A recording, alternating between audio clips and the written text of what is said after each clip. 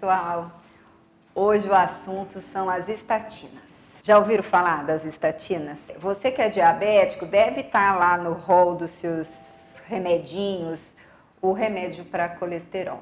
Muitos que vêm no meu consultório perguntam ou têm um certo receio de tomar a estatina, né? Que são os remédios para diminuir a concentração de colesterol. Então vamos pontuar algumas coisas. O paciente diabético, eu já falei algumas vezes, que a principal causa de morte são os eventos cardiovasculares. É o infarto, o derrame e o principal fator de risco, principalmente no Brasil, hoje as pesquisas mostram que é a dislipidemia, ou seja, o colesterol alto. Em particular, na população dos diabéticos, e você faz parte disso, a gente vê que nós temos uma tendência a ter, às vezes, um colesterol bom baixo, um colesterol ruim alto, e esse colesterol no diabético é um colesterol que adora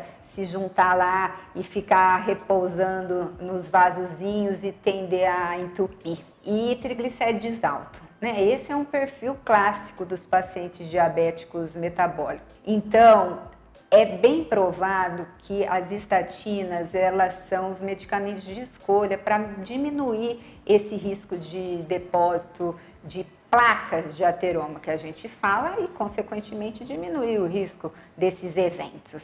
Esse receio que eu falei que alguns pacientes têm são verbalizados por causa de algumas informações. Então, existe a seguinte pergunta: mas a estatina, eu não tenho diabetes, mas a estatina, eu tenho risco de ser diabético porque eu tomo estatina? A segunda questão é: nossa, me disseram que se eu tomar esse remédio dá uma dor no músculo, uma dor na perna, né? E eu não vou tomar. Então, o que é sabido? O risco de diabetes, ele é real, mas é um risco pequeno. E é provado já em diversos estudos que o risco é maior quando existe uma associação de fatores de risco para diabetes. Quais são esses fatores? Obesidade, fator familiar, história de pré-diabetes, né? Então, esses pacientes, eles têm maior risco de já desenvolver sexo feminino, desenvolver diabetes. Então, será que é só estatina? Isso é interrogado. Então, esse risco de diabetes, eu vou tomar, eu vou ter, isso tem que ser muito bem avaliado e é comprovado que o benefício do uso é maior do que o malefício, principalmente em pacientes diabéticos que têm essa alteração dislipidêmica característica. Quanto às dores musculares, a gente tem que pontuar algumas coisas. Primeiro, ao prescrever esse medicamento, você tem que comunicar ao seu médico se você já tem dor, né? Se você já tem um cansaço nas pernas. A dor característica